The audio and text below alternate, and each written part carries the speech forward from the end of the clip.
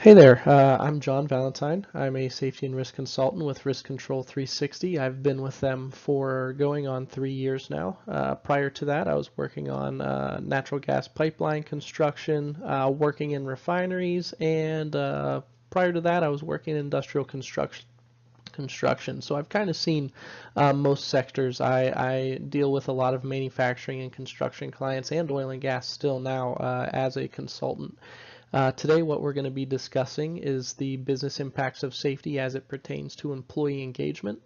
And what we want to do, outcome of this webinar is going to be to reduce the amount of incidents that we have on our job sites simply by increasing our employee engagement. As we're going to discuss, any safety programs and policies you do have are not as effective as they can be if your employees are not engaged with you as a company and with the policies themselves. The first thing we're going to talk about is going to be the business impacts of safety. There are a lot of business impacts of safety, and safety can cost a lot of money on the back end with incidents and injuries. That's going to cost your company a lot of money. Your premiums are going to go up, so we'll discuss that a little bit. And then we'll talk about how we can save money simply by engaging our employees. We'll talk about some common training and policy gaps. That'll be pretty brief. That's just going to be some blurbs from my experience doing audits and inspections and incident investigations on what I see most commonly missing at client sites that I go to. And then lastly, I'm going to talk about a few updates to OSHA electronic reporting requirements. So we recently had a deadline pass with those. So I'm going to discuss that just briefly at the end just to make sure everyone's caught up with that. And if anyone did miss the deadline, that you do get your information submitted. All right, so like I said, the first thing we'll talk about is the business impacts of safety. So as you have incidents or negative effects of safety on your job site, so if you don't have a good safety program in place, if you have a lot of injuries, what the workers' comp company like CareWorks uses and the Bureau of Workers' Compensation, ultimately the BWC uses to determine your premiums is a number called EMR. The EMR is going to be your TML minus TLL over TLL times credibility. That's a bunch of jargon that you don't need to know. Ultimately, what it comes down to is we have a number of incidents we expect you to have, or a number of injuries and costs. And if you go over that amount that we expect you to have, your premium is going to go up. So if you have higher claims or more claims, you're going to have higher premiums. And those premiums are based on your incident rates for the last 4 years plus a green year, so ultimately your last 5 years. What the green year is say you have an incident this year, there's an entire year that goes by before that affects your premium.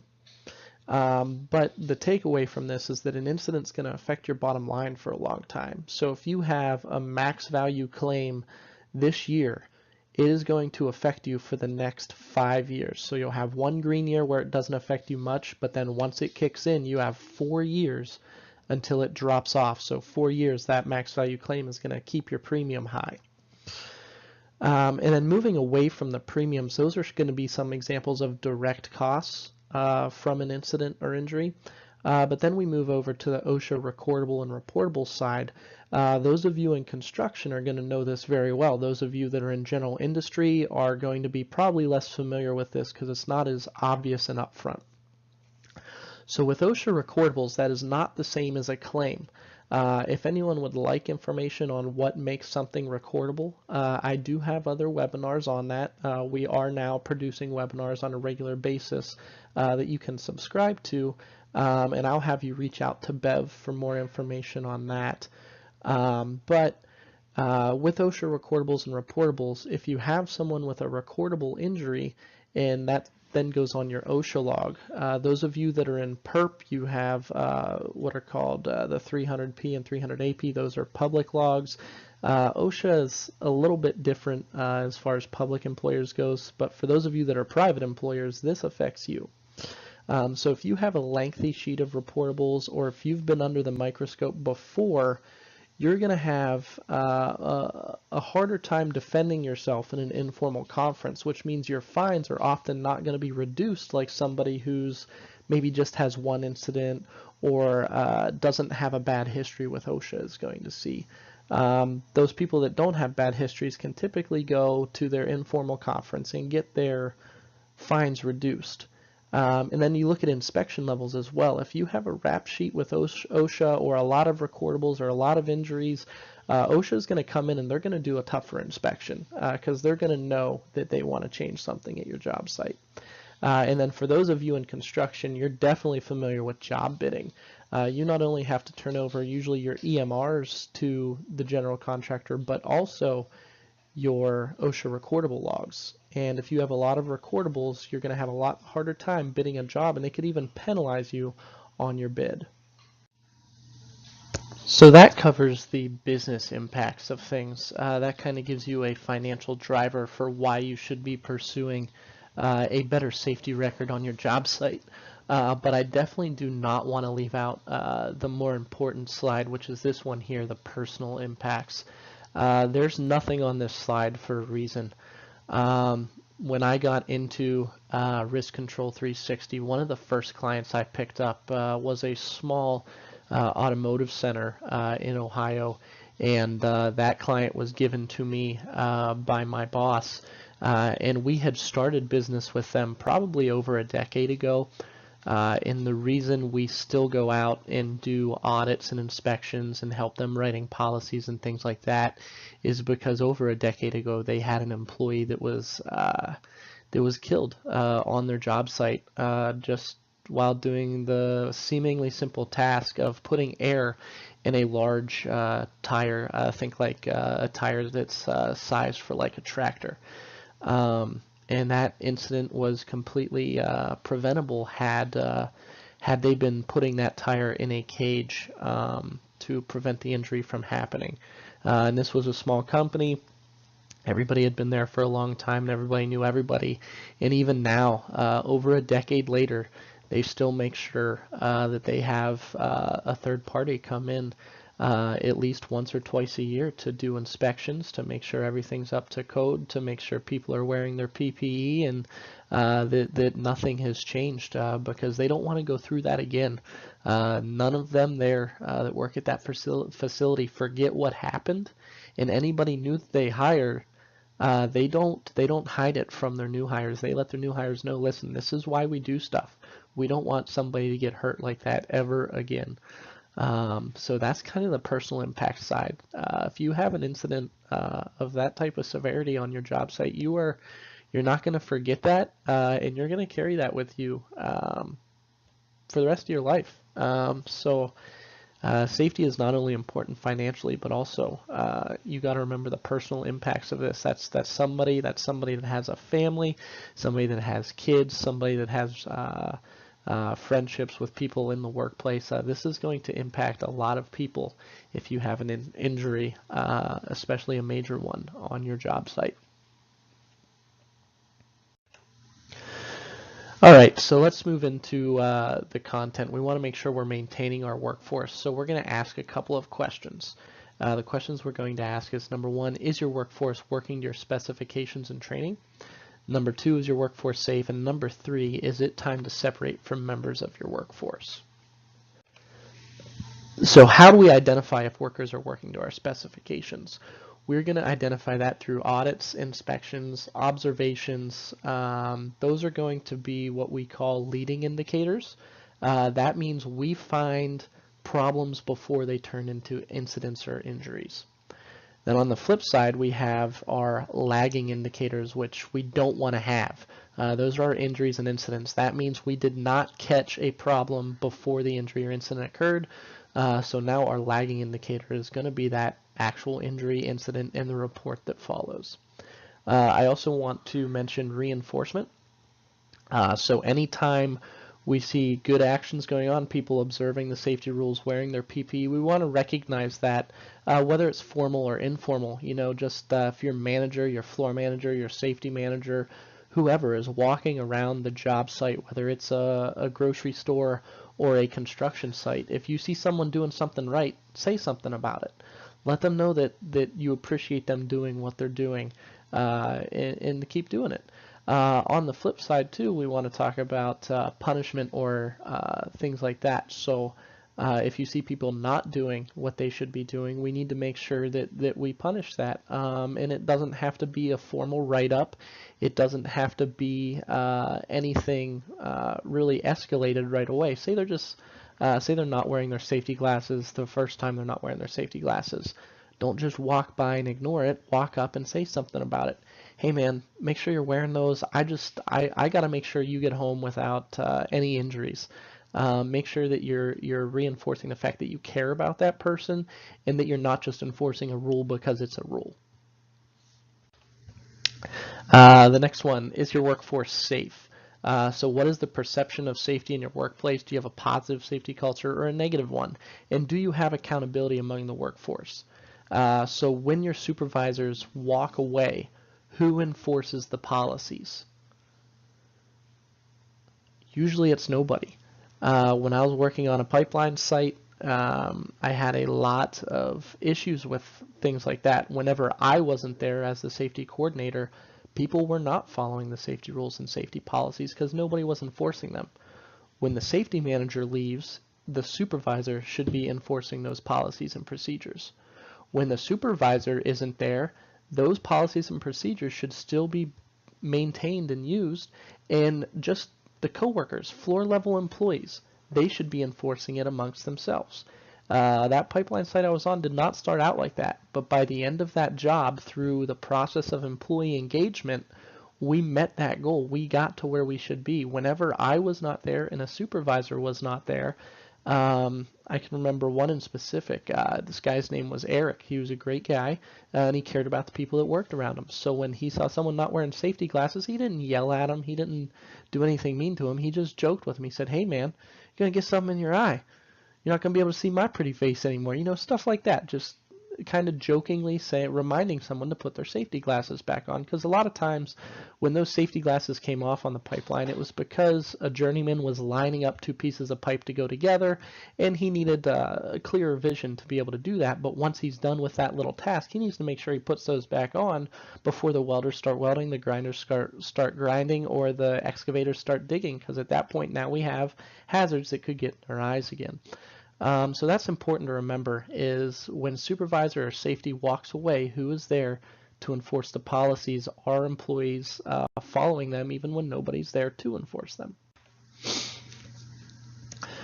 And then back to that previous question of, do you have a positive or negative safety culture? How can we decide that? So let's say Mike's manager sees that Mike's rushing through his tasks at an amazing speed. What does the manager do? Do they nod in approval because the tasks are going to be completed on time? Do they say nothing? Do they tell him to be careful? Or do they ask him why he's working so fast and try to understand why Mike feels like he needs to rush? This is one of those moments where you can really show your employees how you care about them, and whether you're just there for rules or you're there because you care about them as a person, which is important. I call that management by walking around. I got that concept from Dr. Gary Wynn at West Virginia University. He's a very firm believer in management by walking around. Walk around, get to know your employees, make sure they know you, make sure they know you care about them, and that the relationship's genuine. You do not want to have employees that think you don't care, because then your employees don't care. So this is how you're going to evaluate that positive or negative safety culture. So if the manager just nods in approval or says nothing, that is a negative safety culture. All he cares about is production, production, production. Getting into letters C and D, if he tells Mike to be careful, we don't want him to injure himself and stop working, some people think that's the best answer, but I'm going to tell you it's probably not. It depends on who Mike is. So I'll give you two examples. There's a guy named James on the pipeline. When I was on the pipeline, if I told James, be careful, I don't want you to get hurt and not be able to work anymore, James would understand that I really cared about him and didn't want him to get hurt and stop working, because I knew he had a daughter with health problems. I knew that he needed to make sure he had a steady flow of income and things like that. I knew James on a very personal level, and he knew that I was genuine if I told him to be careful. Eric, on the other hand, I didn't know as well. If I would tell Eric to be careful, I don't want you to injure yourself and stop working, that is going to be perceived differently by Eric. Eric is going to think that I am saying he is incompetent or incapable of performing at the speed he's performing, and that is going to make him angry. He is likely going to perform the task faster, and he is going to get hurt. And also that could be perceived as, I don't want you to injure yourself and stop working. In other words, I don't want to lose production because you get hurt. That should not be your reason for wanting to do safety, is to make sure production keeps going. That is a nice byproduct of safety, but we want to be safe because we care about our employees. So really the last one here is the best answer. We want to make sure we ask Mike why he's working so fast and try to understand why he feels like he needs to rush. What if I find out that Mike's daughter's having her second surgery today? She gets out of surgery at 3:30 or 4 o'clock. He's worried. He's going so fast because he's worried and he's trying to cope with his worry about his daughter in surgery. Well, if I find that out, I'm going to look at my situation and think, you know what?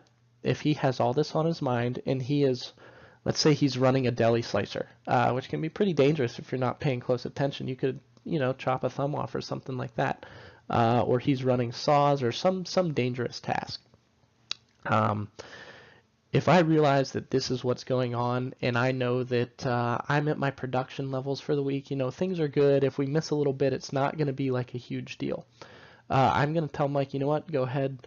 Why don't you get out of here at 2 o'clock? Make sure you can get up to the hospital up in Columbus or wherever, so that you're there when she comes out. You don't need to be here worrying about that. That's more important. That is going to have two positive effects. Number one, Mike is not going to get hurt because he's rushing, because he has other things on his mind.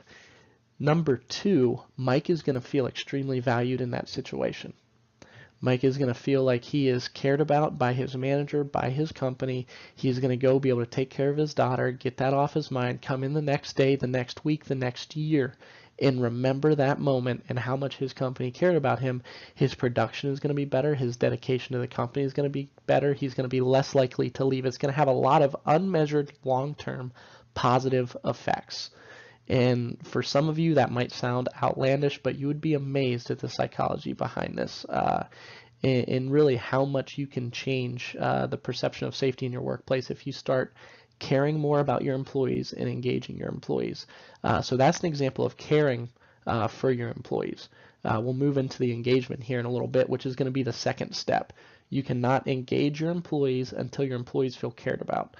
Does that mean you have to send people home early all the time? No, that was just a really specific example. Caring about your employees is, like I said before, management by walking around. So walk around, talk to your employees, get to know their families, get to know what they do. Walk up, James, how's your daughter doing? How's so-and-so doing? Is Ricky graduating college yet? That's coming up soon, isn't it? Like, just having those conversations with your employees, whether you're the supervisor, the owner, or the safety manager, is going to have huge outcomes for you. That is an investment. That is you investing your time and your personal relationships into that person.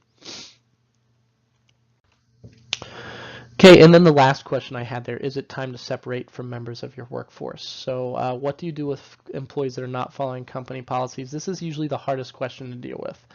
You need to have a disciplinary program that has escalating levels. So verbal warning, written warning, suspension, and then termination. And then some of your, like lockout, tagout, if you violate that, you should be terminated right away. You need to enforce those policies equally. I can't tell you how many job sites I've been on where you have this guy, let's call him Billy. Billy's been here for 25 years. We can't fire Billy. Billy's not going to change. That's just how he is. He's going to do things the old way.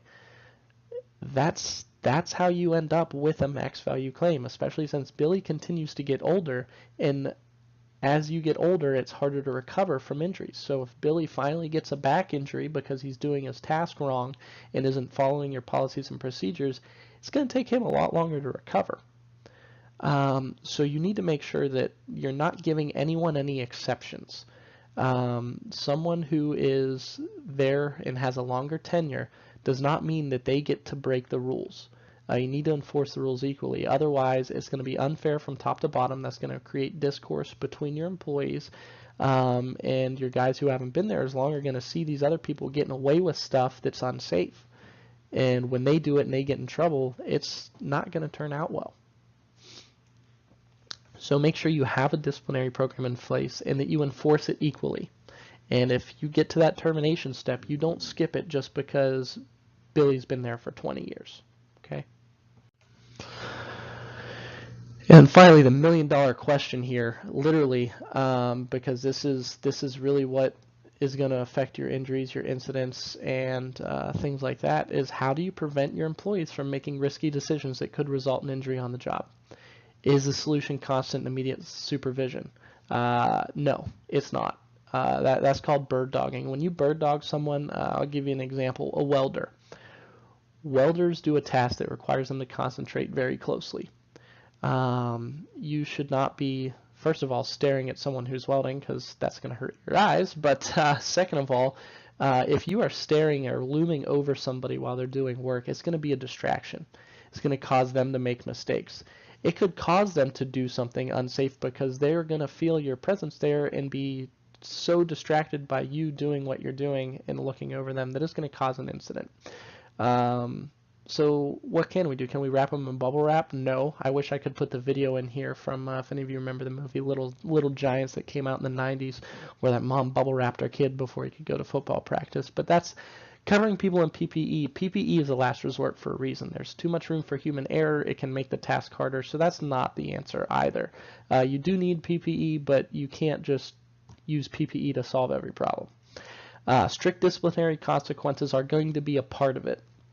I don't think that you should be punishing everybody the moment their safety glasses come off. I think we have to have some common sense and some boundaries there, but you do need to have a policy in place that says, verbal warning, written warning, suspension, termination, and you need to follow it. Complete OSHA compliance is not very easy to obtain. So you want to shoot for OSHA compliance. And you should get there and maintain it, but OSHA compliance isn't necessarily a safe job site. OSHA is kind of this is the minimum you should be doing. If you just do the minimum, you are not going to have an extremely safe job site. You're going to have a compliant job site, but compliance and safety are two vastly different things. Training and education, that is your real solution.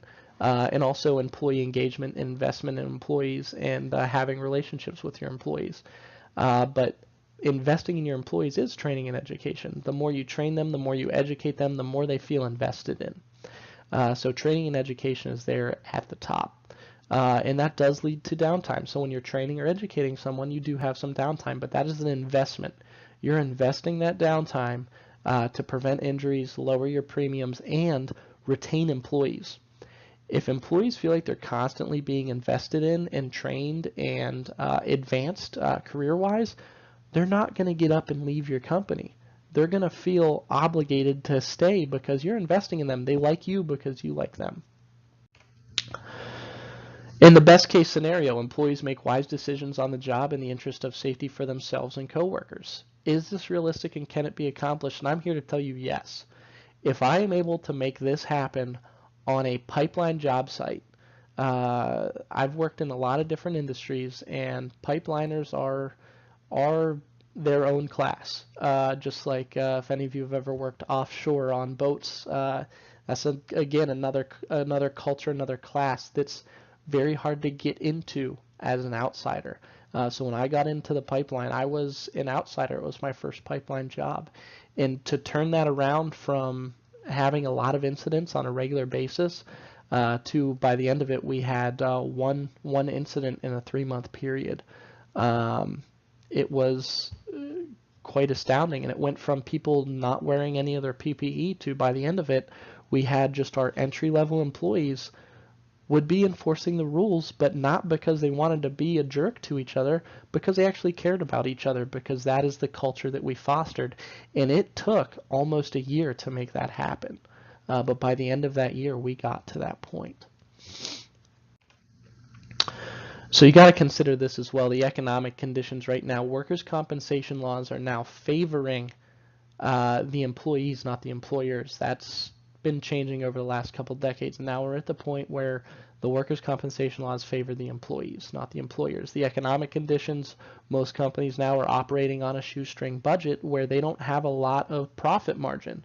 So if you have a serious fine or you have an injury or incident, it could devastate your company, especially if you're a small business.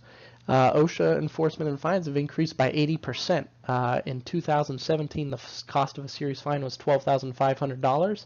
I need to update this slide. It is now $12,934, and it is going to go up every year to match the rate of inflation. So next year, we will likely cross the $13,000 mark.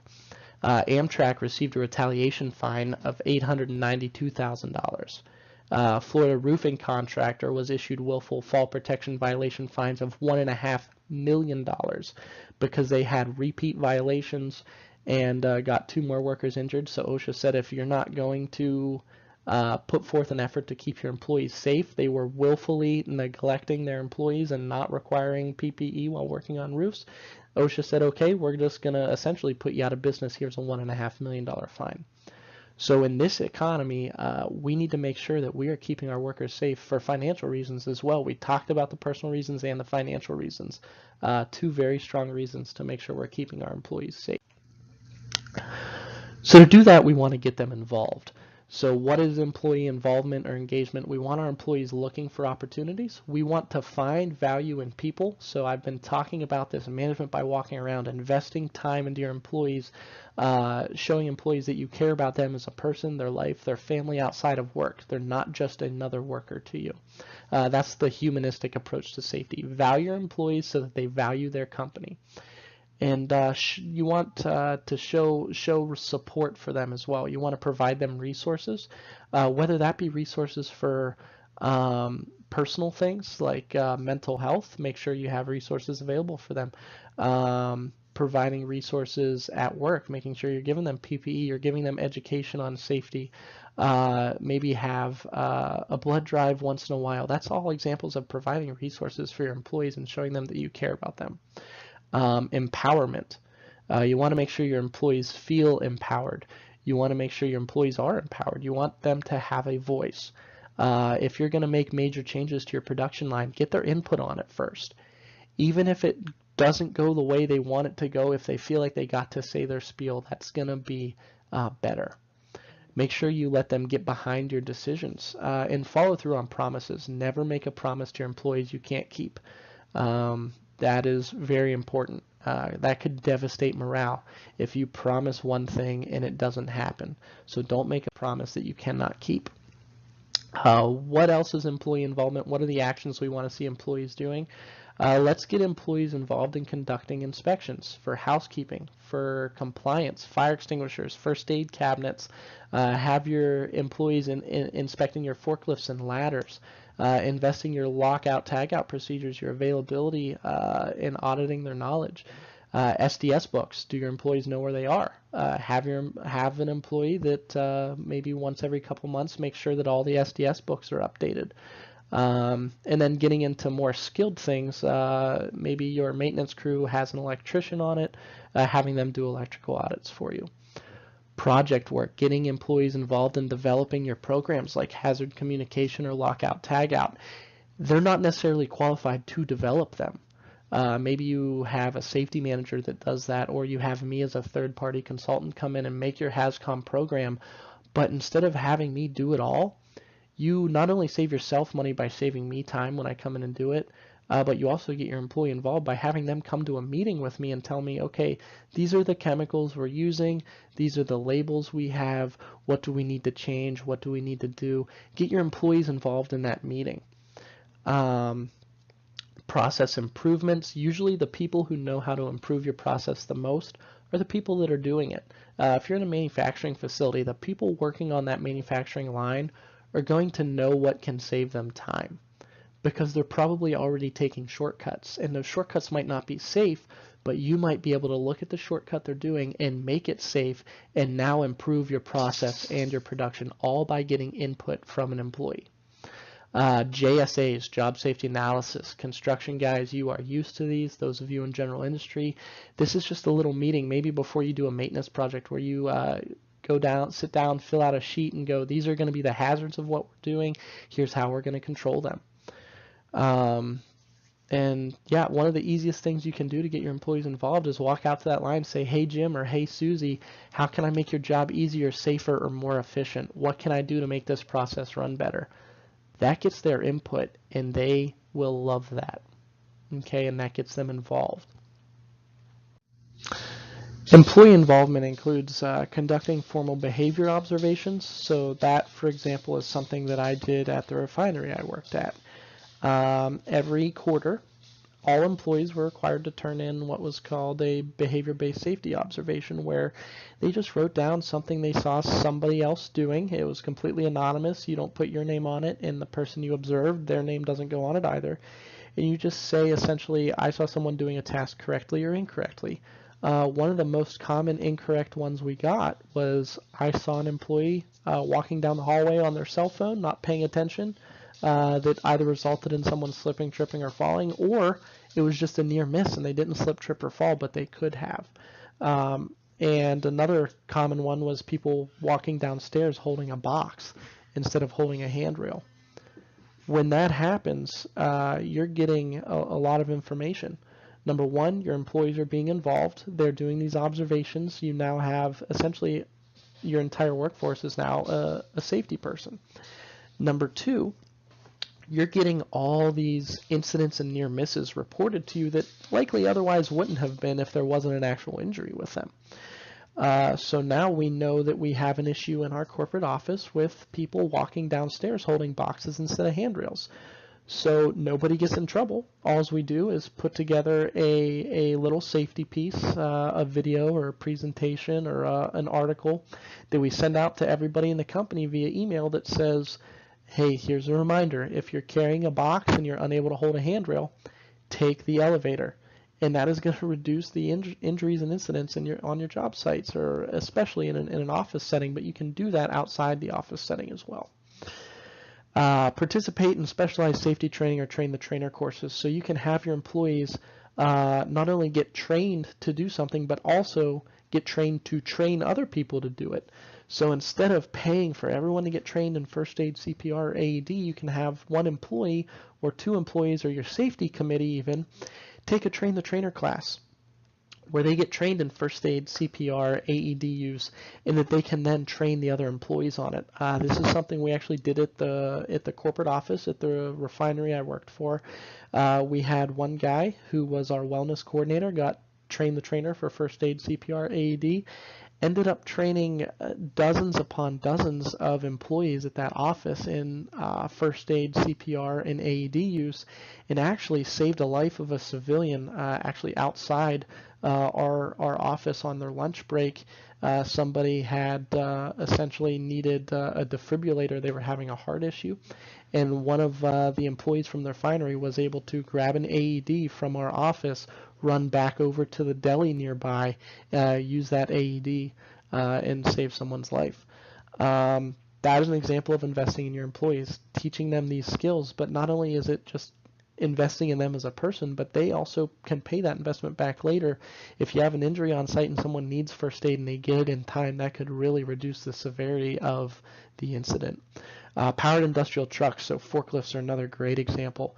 I have some clients that have a huge need for training for forklifts. They have a lot of turnover, or they don't have everyone got trained at different times, so that's a 3-year certification, so they don't want me coming out every month. So instead I came out, we trained one employee to be a trainer, and so now they train their own employees on forklifts, and I just come in every couple months, every couple years actually, and just audit the program and make sure they're still doing it correctly. You could also teach your employees to conduct basic safety trainings and have a safety committee. So my mom works at a boot factory in Pennsylvania. They have a safety committee there, and she's on it. And essentially what they do is they go around and they conduct an audit every month, or excuse me, every quarter. And when they do this audit, they have one person from every department is seated on the committee. They get in groups of 2 and they go out and they audit other departments. And whoever has the best score for that quarter gets some sort of prize, whether it's get out 2 hours early on a Friday, or have pizza catered in on a Friday or something like that, just for the department that had the best score. So now you've created employee involvement by getting representatives from each department on a safety committee. They're going out, they're doing audits, they're taking those audit results back and discussing them with employees. That is something that an expensive safety manager does, but now your employees are doing it for you. The only thing you're sacrificing is a small amount of production, 1 hour every week while they have their safety committee meeting, or 1 hour every other week. Is that really such a huge loss for you if you're saving a ton of money in the long run by doing that? And they've seen their incidents at that boot factory drop since having that safety committee. That's allowed their safety manager at that boot factory to focus on the more complex tasks instead of walking around and reminding people to wear their safety glasses or do this or do that. They can now focus on the higher level tasks because their safety committee and their line employees are now enforcing the rules that were otherwise consuming all of their time. So now you're getting better use out of your safety manager as well because they can focus on the more complex tasks. So some safety committee pointers, things you want to focus on. Start by keeping the scope narrow. Conduct training for your safety committee. Set boundaries. Make sure they know you're not the safety police. Your job is not to go around and yell at people. If you see someone doing something unsafe, you record it and let us know about it, and we'll follow up with it. Describe responsibilities and expectations. Make sure you describe the long-term vision of your safety committee as well.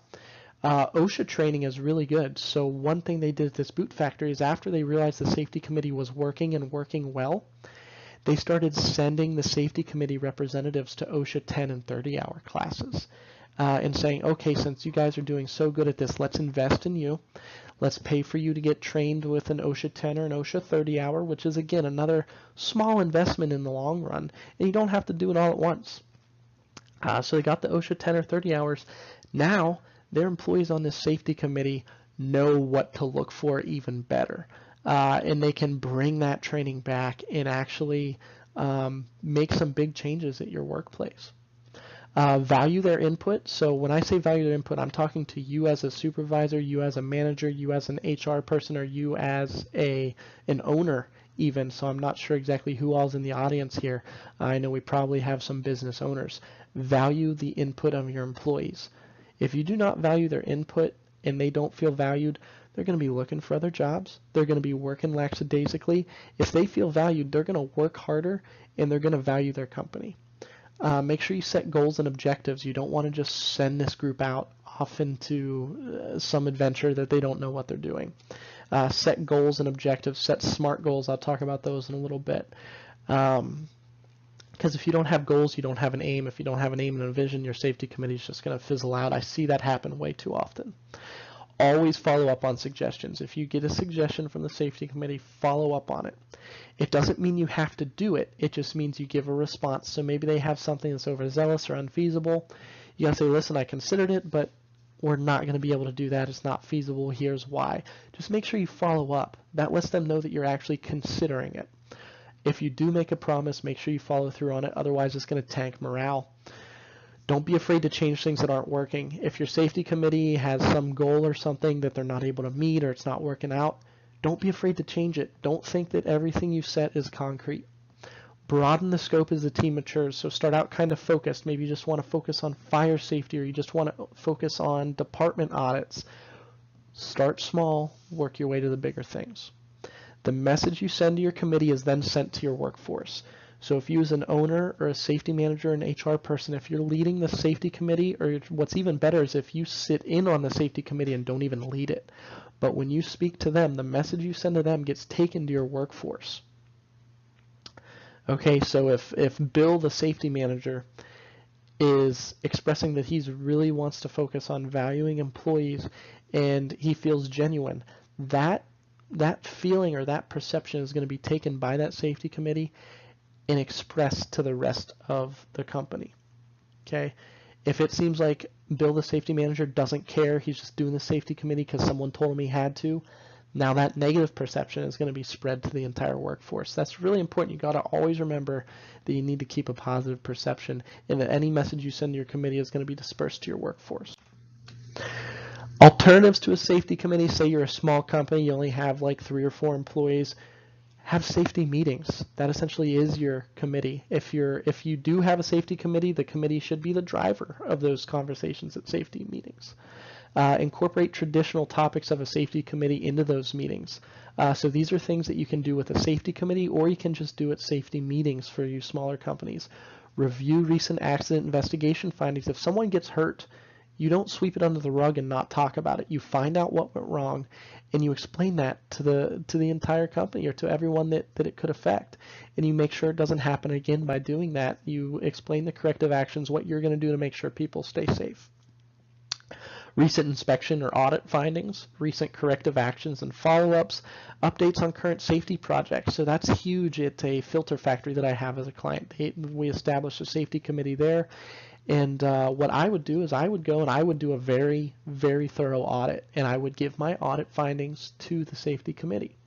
The safety committee was then responsible for prioritizing and also monitoring whether or not those things got fixed. And so I would come to they had a safety committee every 2 weeks, a safety meeting every 2 weeks. I would come about once every 3 months to those, so once a quarter, and they would give me an update on their safety projects. They would say, listen, replacing the pylons, repainting the pylons that you can't see anymore, we have 80% of those complete.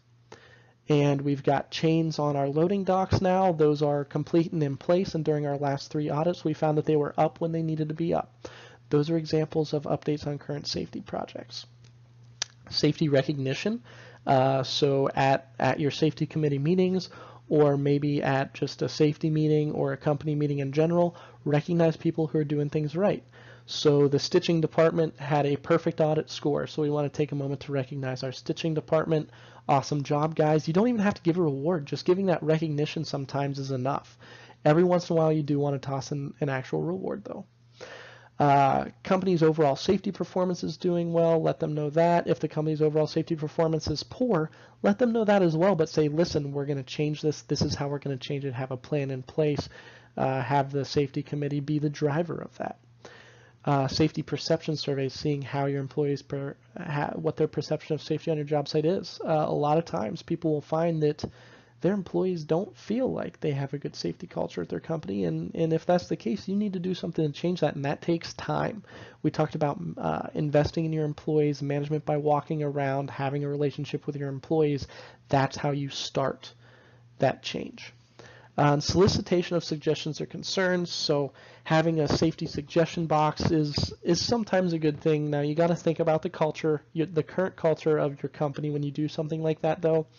If you have a negative culture, I will tell you exactly what you're going to get in that suggestion box.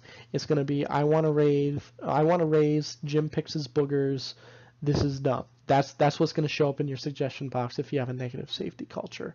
You might get, once in a while, you might get a good suggestion, but a lot of times you're going to get stuff like that. So I try to avoid the comment box until later in your transition of safety culture. So when you start to have a positive culture, you'll still get some of those jokes in there, but you'll get more positive stuff, more stuff that's wholesome and needed. As far as recognition for your employees, incentive programs should encourage safe work practices and promote worker participation in safety-related activities. You need to consider programs that reward the following: worker participation in safety program activities and evaluations. So let's say you create a first aid program or a CPR program. Give rewards based on the percentage of people that are involved. So maybe you set a goal of, we want 50% of our employees to be to participate in our 100 Days of Summer Safety program. And if you get 50% of employees involved, have a reward for that. Worker completion of safety and health training. If you have a department complete all of your safety and health trainings that are offered, give them a reward for that or recognize them for that. Reward people for reporting and responding to hazards, close calls, and near misses. A lot of near misses don't get reported, and that's how you end up with an incident. Okay, if 20 people walk down the stairs carrying a box, it only takes one of them to fall and get hurt. But if you don't have a report of the first 19 people that walk down the stairs with a box, how do you know it's a problem? So if you get near misses reported, you can then respond to those, and if you have near misses reported, you should reward that. Don't punish people for reporting near misses. Don't punish people for reporting incidents either. Safety walkthroughs and identification of hazards during safety walkthroughs and inspections. Conformance to planned preventative maintenance schedules and compliance with legitimate workplace safety rules. Those are all things that you're able to recognize and reward. There are some things that you're not allowed to recognize and reward. It is actually outlawed and illegal per OSHA. This is as of 2017 is when they outlawed this. You cannot use a rate-based incentive. In other words, if you have an incentive for a low injury rate, if you say, if we have 0 incidents this year, we will have a company barbecue. That is a $12,934 fine, period. The reason that is illegal is because we have seen since the 70s when the OSHA rules first came out, when that was allowed, people didn't report incidents. If someone would stub a toe or have a fairly minor injury or an injury they could cover up, they wouldn't report it because they didn't want to miss out on the four-wheeler drawing at the end of the year. That's an example of something from pipelines. On the pipeline, what they used to do back in the day is they'd get a four-wheeler or a barbecue or some sort of reward, and they'd say if we have 0 incidents at the end of the job, we're gonna raffle this off to somebody, like a $10,000 four-wheeler. And so what would happen is people would fracture their foot or something like that. They would act like they didn't get hurt at work. They would go put it on the regular insurance and say that it happened at home. And first of all, that's insurance fraud, so that's illegal as well. Second of all, the injury never got reported at the job site, which means people continued to get injured the same way because nobody reported it. So we don't want to reward hiding injuries. I know sometimes I get job owners that say, well, isn't that good for me? That is a terrible safety culture if that is your response to that. Be creative, but avoid being cliche with your recognition plans. And again, don't use rate-based incentives. You are not allowed to use anything that rewards non-reporting. Okay. Your safety recognition plan, again, like I said, be creative, but avoid being cliche. It's very easy to be cliche with safety programs, so try to be creative. Should fit your company culture. Doesn't have to be expensive. It's meant to give a jolt to your safety efforts. Employees should not be following your safety policies and programs just because of the incentive. Okay? It's meant to give a jolt to your safety efforts. It's not meant to be the backbone of your safety program. The how-tos. So what would you like this recognition plan to accomplish? Do you want it to accomplish safe behavior, encouraging participation, encouraging employees to look out for the safety of others? Your answers to all of those should be yes. Find opportunities for these reward programs, like the 100 Days of Summer between Memorial Day and Labor Day, which we're in the middle of right now. Special projects where risks may be increased. So those of you that work in like big factories or, for example, the refineries I worked in had turnarounds. That's where they'd shut down the plant to do a ton of maintenance all at once. That's a perfect opportunity, a special project where you have increased risk, so you can incentivize that part of it. Find motivators. Friendly competition between departments, locations, and shifts. The perfect example of this is what's going on at the factory my mother works at, which is audits. Their safety committee goes around and does the audits, and the department that has the best audit score for that quarter gets a reward. That is a great way to incentivize safety. It's perfectly fine to incentivize audit scores. That means we're going around, we're finding problems. And if you score at least a 90%, you're good. If you score below a 90%, you're put on watch. If you score below a 70%, you failed, and we're coming in and we're going to have to do something to change this.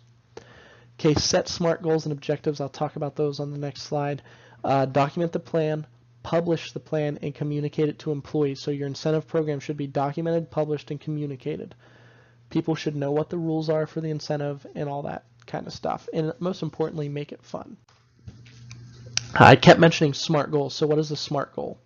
A SMART goal is a goal that is specific, it is measurable, it is attainable, and it is relevant and time-based.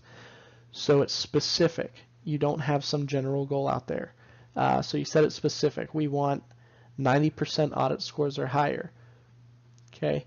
It is measurable. Those audit scores are measurable. You can go out, you can fill out a sheet and determine what their score is. Is it attainable? So if your audit is so hard that the average score on it's going to be a 50%, your goal shouldn't be 90%. Maybe it should be 70%. Okay, so make sure your goal is attainable. Make sure it's relevant. You don't want to do something that has nothing to do with what you're doing. So if your goal is to have a successful earthquake drill and you live somewhere where there is not earthquakes, that is not relevant. Okay, so make sure your goals are relevant.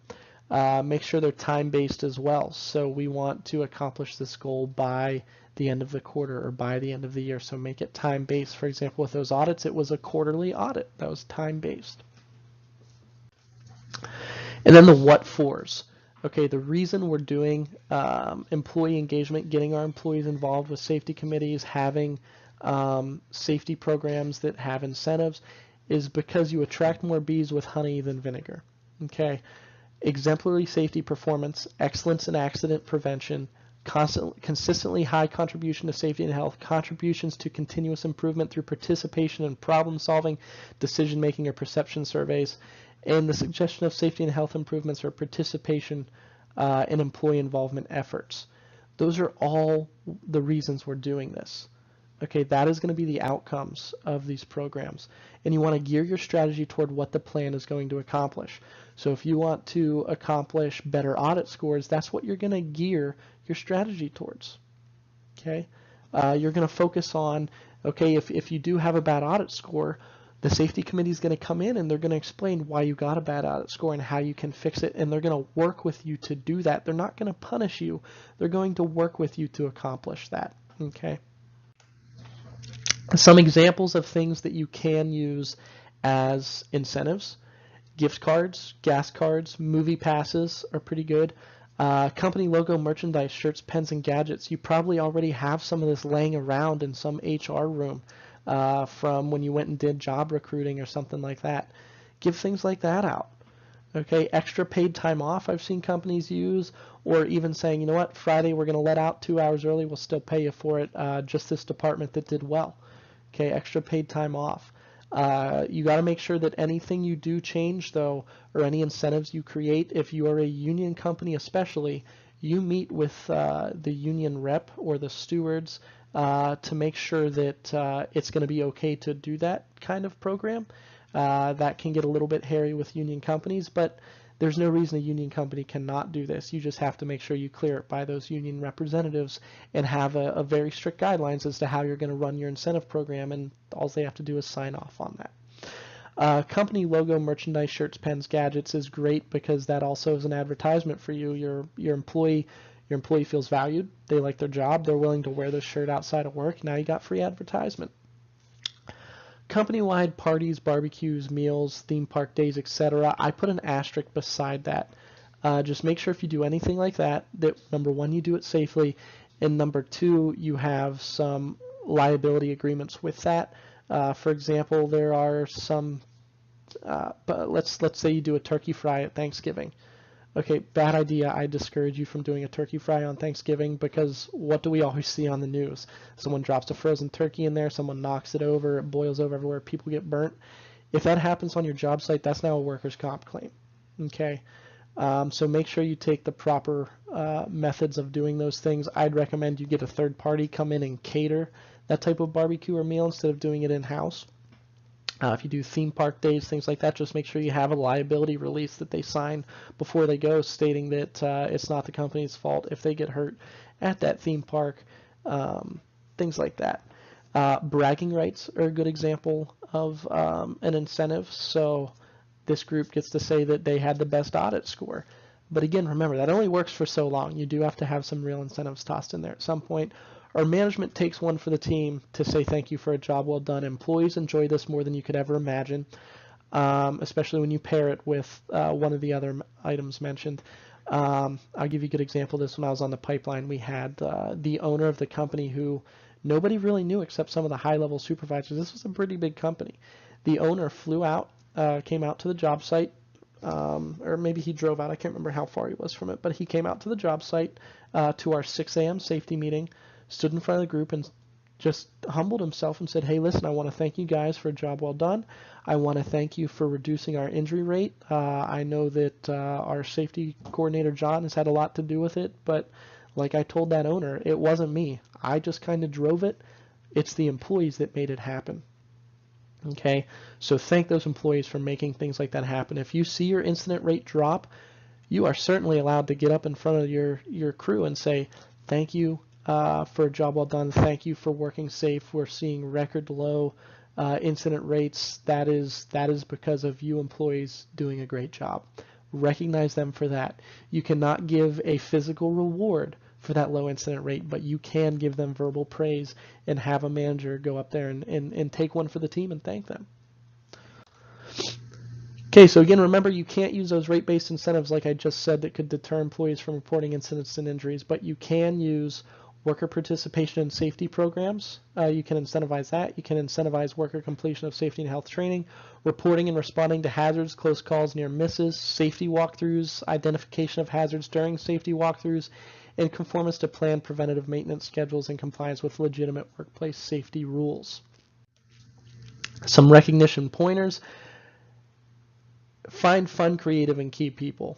Okay, if you've ever watched SpongeBob, you don't want Squidward to run your safety committee or your safety programs. Okay, or those of you that don't have kids that watch SpongeBob, if you remember probably from when you were a kid, Eeyore from Winnie the Pooh. Okay, Eeyore, this is fun, kind of boring type person. You don't want that person running your programs. Okay, they can participate in them, but that's not necessarily your leader. You want someone that can drive this, be fun and creative. Okay, get buy-in of labor organizations. I mentioned that already. Make sure that the union is on board with whatever safety program you put in place, including safety committees. You got to watch, because that's essentially adding a job task to someone's job. So if you want to have a safety committee, you need to get that okayed by the union as well. And get buy-in from upper management as well. Don't be afraid to make minor adjustments or even complete overhauls. Did you meet your goals or see significant improvement? What's the consensus of the workforce? If it didn't turn out well, revisit your goals and maybe overhaul your program. Know your workforce before you get started. The same safety programs are not going to work in an office as the ones that work out on the pipeline. Those are going to be completely different types of incentive programs because they're completely different people. This should be a deliberate effort to develop the plan and not random guesses of what might work. And balance results-driven and behavior-driven rewards. Okay, the effectiveness of a recognition plan can make or break your entire safety program. Okay. Benefits of the employee involvement and recognition is going to be high return on investment. An enormous amount of learning is going to take place. Employees buy in. They value the safety of themselves and others. You now essentially have an entire company full of safety people. Okay, higher morale means people enjoy coming to work, which means lower turnover, better applicant pools because they're telling their friends and family about their job. Higher productivity. Employees feel valued and valuable. This produces what is called an indirect return on investment. Your goal was to lower claim rates, but you also did everything else I just listed above there. Teamwork and synergy, the output of them together is greater than the sum of each individual alone. If the safety coordinator leaves, the safety program won't. That is very important. If you set up a good safety program, whenever your safety coordinator moves to another job or another workplace, your program stays, because people know it and remember it and live it. You want to make sure when you set up these programs that someone else can step in and run them. Okay, fewer injuries lead to lower BWC premiums, which means a bigger bottom line. Also, if anyone remembers the Billion Backs program, where you got a bunch of your premium money back because the state as a whole functioned well and had lower claims than expected, that's another added bonus. Okay. I told you I'd mention some. I know we're running out of time here. I just want to cover some common policy and training gaps, and then I'll talk about that OSHA update. So these are issues that I see places that I go that are lacking a policy, a procedure, or employees are just not compliant with ladder use. Your employees need to be trained to use a ladder. That's one of the most dangerous tools you have on a job site. People fall from ladders and end up disabled, dead, or at least temporarily disabled. Those are usually bad injuries when you fall from a ladder. It's something that's on almost every job site. Lockout, tag out. Are your employees, everybody in the facility should have awareness level training, and your people who are doing the lockout, tag out, your maintenance guys should have authorized level training. Machine guarding, fall protection. Do you have a fall protection competent person if you're using harnesses and things like that, if you're working more than 4 feet off the ground or in aerial lifts? Documentation of training. Anytime you get an employee trained, it needs to be documented with a date and the name of the trainer. If you don't document it, it didn't happen. Okay? If it isn't documented, it didn't happen. Knives and hand tools. A lot of times people aren't trained to use knives and hand tools. I can't tell you how many people I see using hammers the wrong way. That's how you end up with a smashed finger. Kids these days don't learn this stuff as kids. I'm fairly young, but I learned how to use hand tools because I grew up in a household where my dad taught me stuff like that. But a lot of my peers don't know how to use hand tools the right way.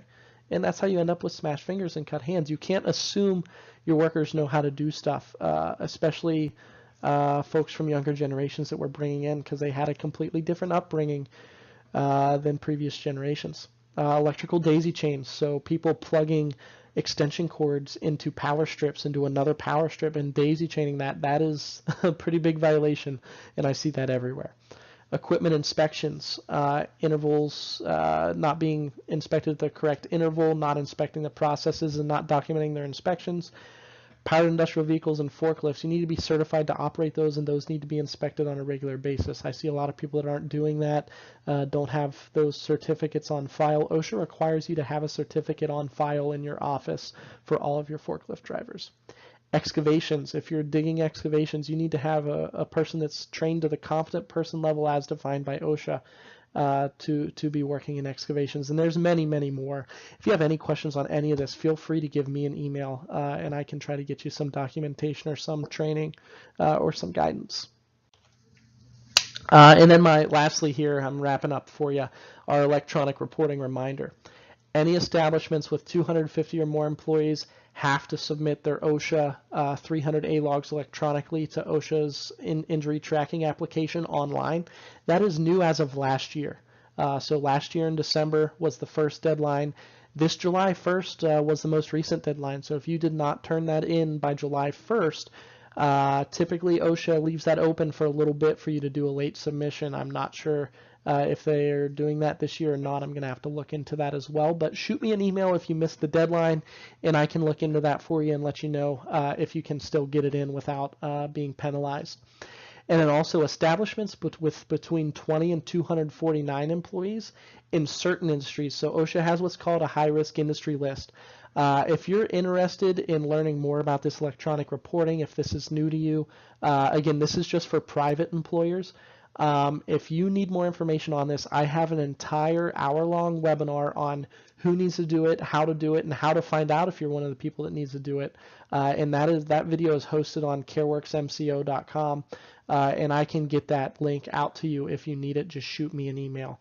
The 20 to 249 employees, that's for what OSHA calls a high-risk industry, and almost all industries fall onto that list at this point. I can help you find out if you're on that list or not if you're not sure.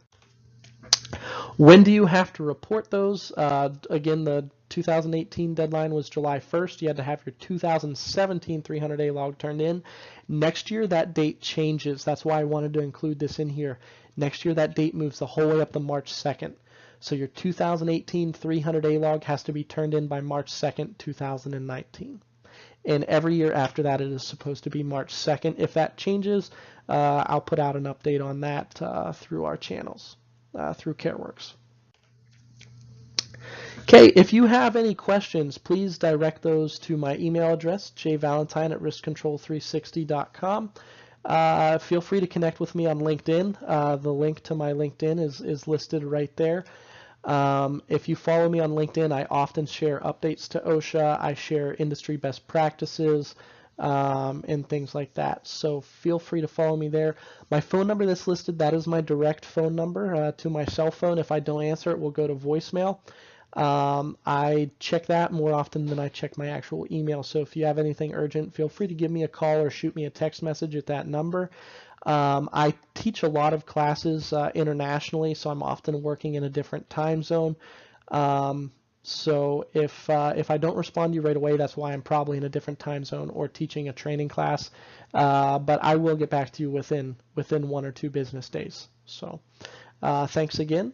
And again, if you have any questions, shoot me an email. Thank you.